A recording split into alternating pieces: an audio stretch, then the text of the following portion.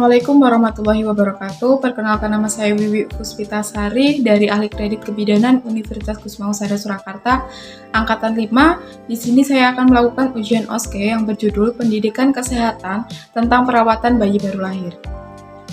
Assalamualaikum Ibu. Waalaikumsalam. Sehat ya Bu ya. Perkenalkan, nama saya Bidan Wiwi yang bertugas pada pagi hari ini. Ibu udah mau pulang ya Bu? Udah Bu, udah sehat ya. Alhamdulillah kalau udah sehat. Kemarin bayinya lahir dengan berat badan 3.300 ya Bu ya. Terus panjang badannya 48 cm. Alhamdulillah bayinya dalam keadaan sehat ya Bu ya. Maaf Ibu, kalau boleh tahu dengan Ibu siapa ya? Ibu F. Ya. Umurnya berapa Ibu? 25. Oh ya, adiknya anak pertama, anak perempuan ya Bu? Iya. Jadi bagaimana Ibu, apakah Ibu sudah mengetahui mengenai perawatan bayi baru lahir? Karena ini kan anak pertama ya. Iya. Apakah sudah mengetahui Ibu? Belum Ada pengalaman ya Bu. Jadi nanti saya akan memberikan pendidikan kesehatan tentang perawatan bayi baru lahir ya Bu, agar Ibu nanti merawat bayi di rumah dengan keadaan benar dan tepat ya Bu ya. Apakah Ibu bersedia Ibu? Bersedia Bu.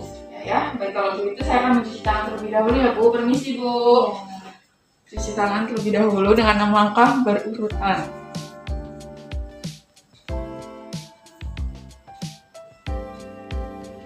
Baik, yang pertama yaitu saya akan menjelaskan maksud dan tujuan yang akan saya lakukan ya Bu, yaitu menjelaskan tentang perawatan pendidikan kesehatan bayi baru lahir ya Bu ya. Yang pertama itu saya menjelaskan tentang pemberian ASI. Karena ASI itu sangatlah penting ya Bu ya pada bayi 0 sampai 6 bulan, dan sebaiknya itu pemberian ASI berikan secara eksklusif, tidak memberikan makanan tambahan ya Bu pada usia 0 sampai 6 bulan ya Bu, karena pencernaannya bisa dibilang belum siap Ibu, nggak seperti orang dewasa ya Bu ya. Tidak boleh diberikan pendamping ASI kayak pisang, biskuit, karena itu belum usianya ya Bu ya. Terus memberikan ASI itu sesuai keinginan bayi, seperti 1-2 jam gitu ya. Terus paling sedikit pemberian ASI itu 8 kali dalam 1 hari. Terus dianjurkan Ibu juga sering mungkin merangsang produksi ASI sehingga lebih cukup banyak lagi pengeluaran ASI-nya. Terus jika pertama kali Ibu menyusui keluar ASI yang berwarna kuning, itu yang dimaksud kolestrum. Itu sangat baik sekali untuk kesehatan Ibu, kesehatan bayi Ibu, yaitu karena bisa memberikan kekebalan tubuh pada bayi Ibu, gitu ya Bu ya.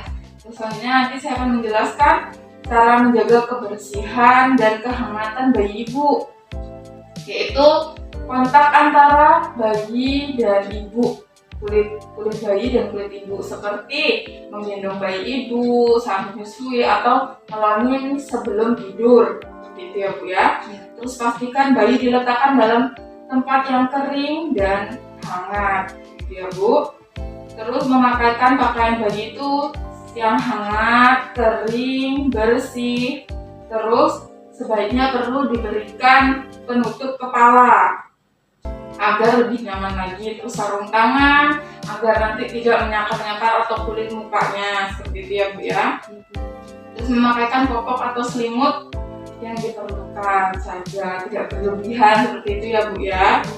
Terus kerabat telapak kaki bayi bila terasa dingin, sebaiknya pemberian kontak kulit seperti tadi Bu, bisa digendong, dipeluk atau diberikan selimut, seperti itu ya. Terus jaga ruangan tetap hangat, karena kulit bayi kan masih sensitif ya Bu.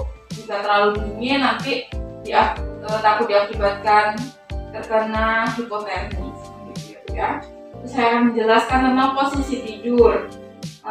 Sebaiknya bayi tidur dengan Ibu, terus disesuaikan di tempat yang nyaman. Dan sebaiknya juga Ibu menggunakan selambu agar menghindari terkena gigitan nyamuk malaria atau DBD, seperti itu ya Bu. Terus posisikan bayi dianjurkan untuk terlentang posisi tidurnya, terlentang ataupun miring, jangan tengkurap, takutnya mengganggu pernafasan pada bayi Ibu. Seperti itu ya Bu. Iya, Bu. Takutnya kalau tidak dalam pengawasan nanti gangguan pernapasannya terganggu seperti itu ya Bu. Terus selanjutnya saya akan menjelaskan tentang perawatan tali pusat ya, karena ini baru hari pertama, mungkin Ibu tidak mengetahui. Sebaiknya sebelum melakukan perawatan tali pusat, Ibu bisa melakukan cuci tangan sesudah dan sebelum melakukan, seperti itu ya Bu.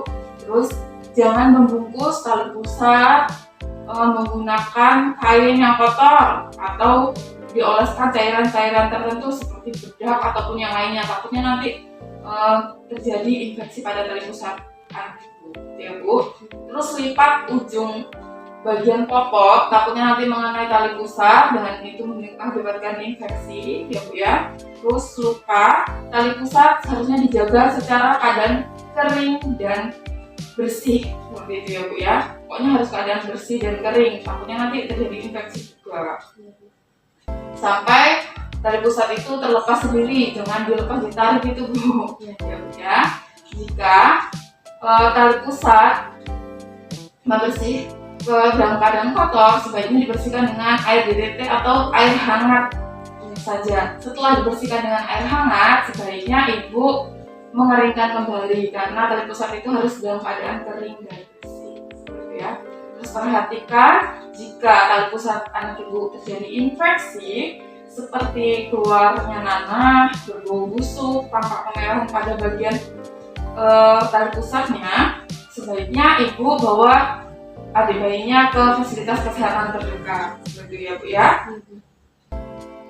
Selanjutnya saya akan menjelaskan mengenai suhu tubuh bayi karena rentan bayi terkena demam ya Bu ya, karena kalau kulit bayi itu sering terkena infeksi seperti itu mengakibatkan demam. Dan sebaiknya Ibu mempunyai termometer yang seperti ini minimal ya Bu, karena itu penting untuk mengecek suhu tubuh bayi. Terus saya akan menjelaskan tanda bahaya untuk waspada saja ya Bu ya, karena bayi itu sangatlah sensitif. Jika bayi tidak mau minum atau muntah setelah menyusui, itu termasuk dalam tanda bahaya ya Bu ya. Terus bayinya mengalami kejang, bergeraknya hanya saat dirangsang.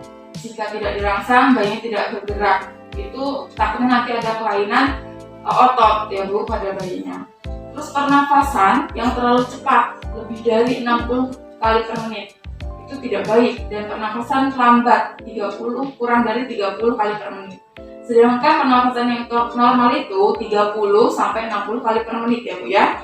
Terus ada tarikan dinding dada saat menangis biasanya ya Bu. Jadi diperhatikan apakah ada tarikan dinding dada pada bayi Ibu, takutnya nanti ada kelainan Bu yang tidak diketahui. Terus bayi merintih biasanya Bu ya, itu juga biasanya bayi Ibu ada infeksi atau apa kita nggak tahu ya, biasanya merintih. Terus teraba demam, yaitu suhu tubuhnya lebih dari 38 derajat Celcius. Terus teraba dingin, suhu tubuhnya biasanya kurang dari 36 derajat Celcius. Sedangkan normal suhu tubuh bayi itu 36 sampai 38 derajat Celcius. Terus keluarnya nanah di bagian mata bayi Ibu ya Bu. Nah, takutnya nanti terdapat infeksi di bagian mata, itu termasuk tanda bahaya ya Bu. Terus kemerahan di area tali pusat tadi ya Bu, itu merupakan tanda bahaya. Terus diare atau tampak kuning pada telapak kaki dan tangan bayi Ibu. Takutnya nanti terkena hepatitis seperti itu ya. Terus jika terdapat tanda bahaya atau tanda-tanda seperti yang saya jelaskan tadi, sebaiknya Ibu membawa bayi Ibu ke tenaga kesehatan terdekat, seperti itu ya Bu. Bagaimana Ibu? Apakah sudah jelas apa yang sudah saya jelaskan? Sangat jelas. Apa yang sudah Ibu pahami, yang sudah saya sampaikan tadi Bu, boleh diulangi Bu? Jadi untuk perawatan bayi baru lahir itu yang pertama kita harus dalam keadaan yang bersih, Ya. baik itu sebelum maupun sesudah melakukan perawatan ya.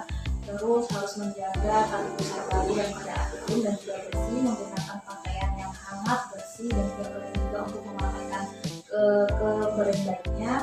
dan harus memantau terus, takutnya ada tanda-tanda bahaya yang disebutkan oleh Bu Yana. Sudah paham ya sepertinya Ibu? Semoga ilmunya bermanfaat dan bisa diterapkan di rumah. Terima kasih Bu.